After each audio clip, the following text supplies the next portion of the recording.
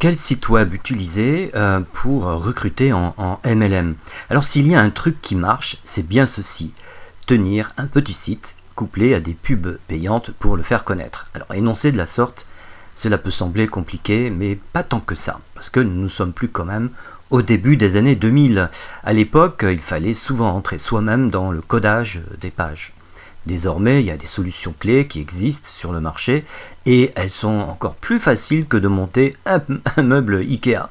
Donc reste à paramétrer quand même les publicités sur une régie de ton choix. C'est sans doute la partie la plus délicate, mais ici, il n'y a pas d'autre possibilité que de te former. Maintenant, si tu as ton permis de conduire, tu as sans doute subi ce qu'on appelle l'épreuve du code de la route. Or, se former à la pub, c'est pas plus compliqué en fait. Et je précise vite, surtout dans le contexte du marketing de réseau en vue de parrainer des partenaires. Alors bien entendu, que produire 50 000 euros de chiffre d'affaires mensuel avec de la publicité payante, c'est un peu autre chose. Parce que dans ce cas, l'habileté et toutes les acrobaties techniques sont d'un autre niveau.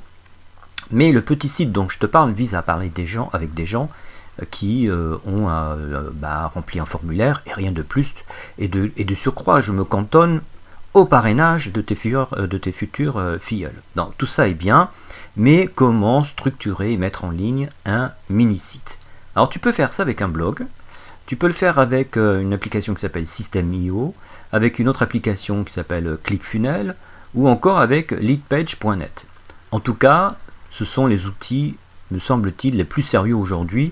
Alors on a beaucoup parlé un temps de Builderall, mais je te le déconseille.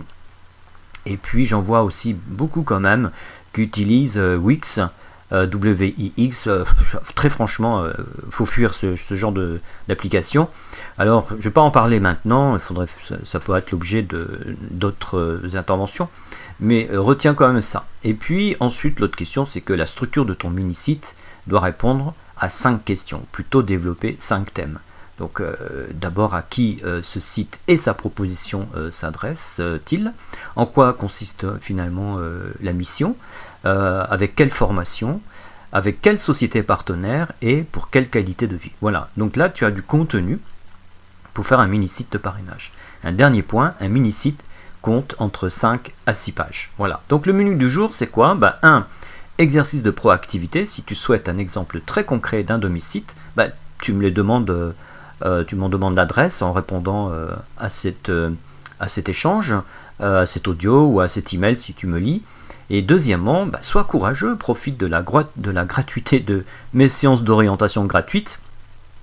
Et tout ça est donc à ta portée. Tu as à ta disposition 2 leviers d'action. Le premier est de prendre la décision de faire l'expérience de ces conseils du jour, et sache-le, tu as plus de capacités que tu ne l'imagines. Le deuxième est de tout simplement t'offrir une session d'orientation gratuite, c'est-à-dire un entretien de vive voix avec moi. Consulte les modalités en description.